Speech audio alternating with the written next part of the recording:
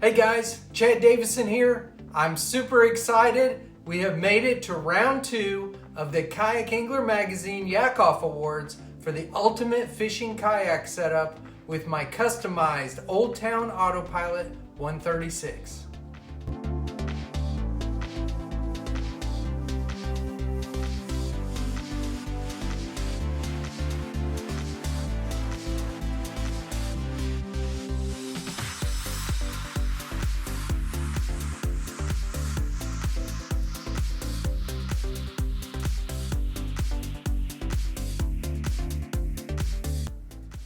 I have been absolutely blown away by the support I have gotten, and I want to thank all of you for voting in the first round. But we aren't done, and I need your help again to reach the final 4.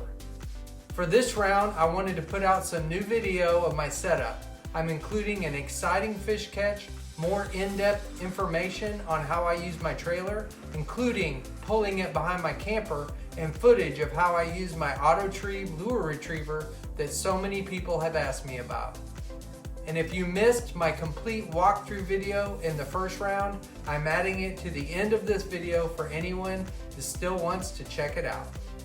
So thanks for watching, and I really appreciate your vote. This video was taken just a few weeks ago at the Bassmaster Kayak Series National Championship in Lake Fork, Texas, and I was fortunate to have my buddy Marty Hughes there just by random chance. He caught this on video, and it's a great video. It shows the stability of that Old Town AutoPilot, how you're easily able to stand and move around in the kayak. This was a new personal best for me, an 8.04 pound largemouth, and it was just an awesome experience, and I'm glad I was able to catch it on video. Something else that's pretty cool about my kayak and trailer setup is I have it set up to pull behind my camper, and it's largely in part due to the fact that I have that super lightweight Malone Ecolite trailer, and I have my camper set up to pull behind. This is legal in Missouri. It's not legal in all states, and I use this mainly for local and regional events that aren't too far from home. Here I'm going to show how I launched the kayak. The Old Town AutoPilot has a lot of great benefits, including a ton of room and stability, but it is a big, heavy kayak, so being able to have it on a trailer and launch it at a boat ramp is a big benefit. And it really launches super easy with those 3-inch electrical conduits. It slides right off, and then I just reverse the process to load it and pull it right up on there. So this is how I do it majority of the time, and it works out really well. Then one of the last things I'm going to talk about today is the AutoTree lure retriever. This is a lure retriever that's built into the kayak. It spools out, and basically you just use this by clipping it on your line and sliding it down to the bait that's hung up, and this thing works great. It's more than paid for itself over the years that I've had it, and it's amazing how many times you can get your bait free using this. You can get one at luresaver.net, and like I said, it's called an AutoTree lure retriever, and man, a lot of people have really been interested in this thing. It's a really neat gadget. Hey guys, thanks for watching. That's the end of the round 2 video. As promised, I'm adding in the round 1 complete kayak walkthrough of my Old Town AutoPilot 136 if you missed it. So stay tuned for that. Again, thanks for watching, and please vote.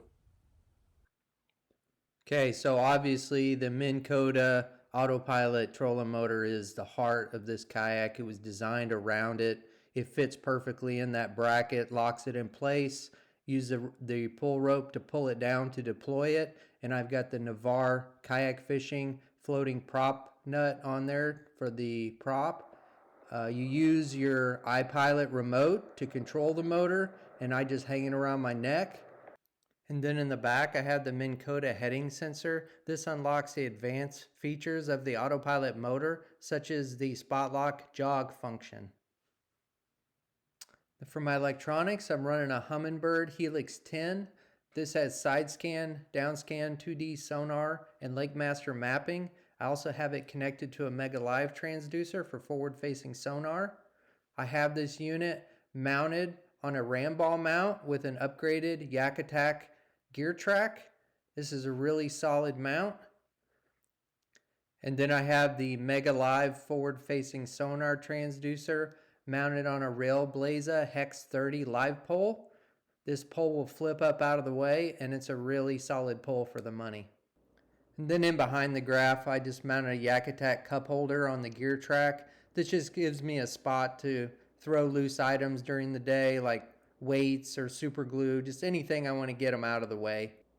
Moving to the other side of the kayak, I have my phone holder on a YakAttack mount mounted to an upgraded YakAttack gear track. And then below that is my catch board. I like to measure my fish on the floor of the kayak sideways. I find I don't lose any fish this way, and it's easy to keep them in the boat. And then after I'm done, it just slides right back up underneath the track for the steering control pedal for the rudder. And it's just out of the way, and it's a really great spot for it. And then right behind the catch board, there's a nice little cubby where I keep my fish grip on a lanyard in case I want to put a fish on the grips and put it in the water to hold it while I'm checking my pictures. Just makes for a nice spot to keep it. Here I have a spot for my Yeti cooler. I just use that to keep food and drinks during the day. And then here's a couple more cubbies. I made some plastic covers for the bottom of these so that I can keep items in there. I have some spike it die in the front, and then pliers, scissors, all those type of things fit in the other cubby. Then next to that, I have a Yak Power light. There's actually one on both sides of the kayak. And I also have a pair of bubba clippers there hanging from the cable for the foot steering. And next to that, this is one of my favorite items. This is called an AutoTreeve lure retriever. I have it mounted inside the kayak. Has plenty of line on it to get those hung up lures that are down deep. And this is just a really great spot for it. So that's pretty cool. Then on each side of the kayak, you have a front forward-facing rod holder. These are really nice after you catch a fish to put your rod in. And then also in the back, there's a pair of rear-facing rod holders from the factory as well. Then moving back to the front of the kayak, my net holder. This is a YakAttack Roto Grip that has the rollers removed, and the net just sits in there. This is a Ego S2 slider net and just sits there on the front of the kayak. This is a great net setup for me. And then right at the nose of the keel, I have a Burley Pro Bumper Bro. Just protects the front of the kayak. And then of course I have my YakAttack lights that are required by law, red and green, port and starboard. And those are wired into my Yak Power system. While we're on the subject of lighting, this is my Max It Out LEDs light pole and flag combo. This is a great light. It's mounted with a ram ball on a YakAttack gear track, and it's hardwired into the Yak Power system. And the cool thing about the ram ball mount is it allows us to fold down so you can maneuver it whichever direction you want. And if you hit something like a limb or a dock, it's not going to break. It just bends out of the way. This is a super bright light. It's completely waterproof. And then there's this handy little clip that allows you to fold the pole down and roll up the flag and secures it for travel. Also on the back of the kayak is the power pole micro anchor. This has an 8-foot pole, and it's hardwired into my electronics battery. This is a nice complement to the spot lock on the AutoPilot motor. It's just nice to use in shallow water. And then I have an offset mount from Navarre Kayak Fishing that allows you to offset the power pole so that it stays out of the way of your rudder. And then you control up and down on this with a remote that I keep around my neck, just like my iPilot remote. And there's also a remote on the side of the seat for another option. Here in the rear cargo hold area, I have a Flambeau dry box. I use this to keep tools, spare parts, any miscellaneous supplies that I might need. Okay, for tackle storage and rod holders, I use 2 6-gallon milk crates that I ordered online. These are super cheap, and I attached some rod holders to the side for a total of 8 rod holders, plus the 2 factory rod holders gives me a total of 10 rods I can take. And then in these crates, I like to use Plano edge boxes to store most of my lures. They're waterproof and very durable, so I don't have to worry about my baits getting wet. And then I use some of these 3700 Plano deep boxes. They're open compartment, so they don't have any dividers, and they work pretty well for storing soft plastics. Attached to my seat back, I have this cooler bag that I bought online. It's relatively waterproof, and it's good for storing things like a first aid kit, rain suit, towels, etc. And to record all the live action, I have a GoPro Hero 12 video camera. This is on a pole I made out of various YakAttack parts, mounted to a YakAttack gear track. And then I also installed a 12-volt USB port underneath my seat, so I can plug in a charging cable if I would like to do that.